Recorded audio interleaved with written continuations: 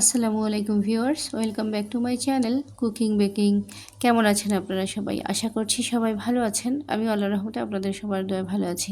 তো ভিউয়ার্স, চলে এলাম আজকে ঘরে থাকা কিছু উপকরণ দিয়ে কিভাবে মজাদার পিৎজা তৈরি করতে পারবেন এবং ঘরেই আপনারা পিৎজা সস এবং পিৎজার পারফেক্ট ডো তৈরি করতে পারবেন সেই ভিডিও নিয়ে।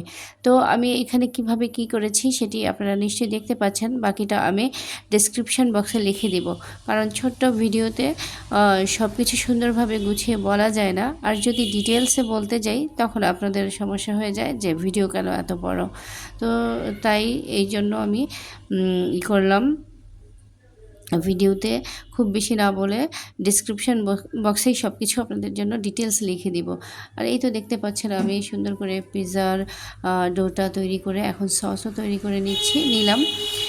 সসটা কিন্তু অনেক দাম দিয়ে বাইরে থেকে কিনতে হয়। আপনারা সেক্ষেত্রে বাইরে থেকে না কিনে ঘরে থাকা টমেটো সসের মধ্যে কিছু রসুন কুচি, অরিগানো আর হচ্ছে চিলি ফ্লেক্স, শুকনো মরিচ টালা গুঁড়া যেটাকে বলে আর কি, সেটা দিয়ে যদি ভালোভাবে মিক্সড করে নেন তাহলেই কিন্তু মজাদার একটা পিৎজা সস তৈরি হয়ে যায়।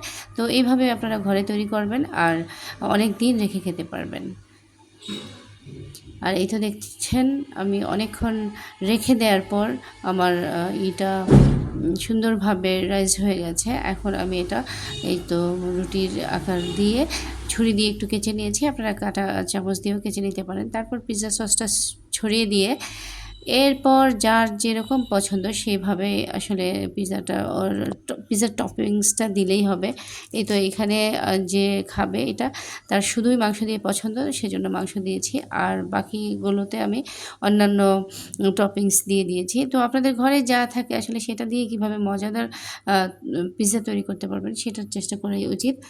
আর এই তো দেখতে পাচ্ছেন একটা মাংস দিয়ে করেছি, একটার মধ্যে অনেক চিজ এবং অন্যান্য উপকরণ দিয়েছি, মাংস, সবজি, পেঁয়াজ হতে শুরু করে যা যা মানে পছন্দ সব কিছু দিয়েছি। এভাবে আপনারা যার যেরকম পছন্দ সেভাবে করে দিতে পারেন। যদি পিৎজার ডোটা একটু বেশি করে নেন আর কি, তাহলে এক একটা এক এক রকম করতে পারবেন।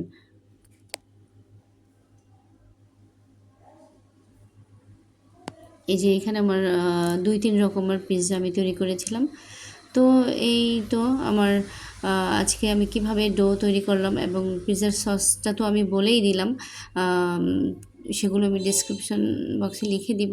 আজকের মতো এই পর্যন্তই। ভালো থাকবেন সবাই, আমার জন্য দোয়া করবেন। আমার চ্যানেল কুকিং বেকিং এর সাথেই থাকবেন। যদি আমার ভিডিওগুলো বিন্দু পরিমাণ ভালো লেগে থাকে লাইক দিয়ে সাপোর্ট করবেন এবং কমেন্টস করে জানাবেন কি ভুল ত্রুটিগুলো। আর সাবস্ক্রাইব করে পাশে থাকা বেল আইকনটা প্রেস করে দিবেন, যাতে আমার ভিডিও ছাড়ার সাথে সাথে সবার আগে আপনার কাছে নোটিফিকেশন চলে যায়। আজকের মতো এই পর্যন্তই। ভালো থাকবেন। আল্লাহ হাফেজ।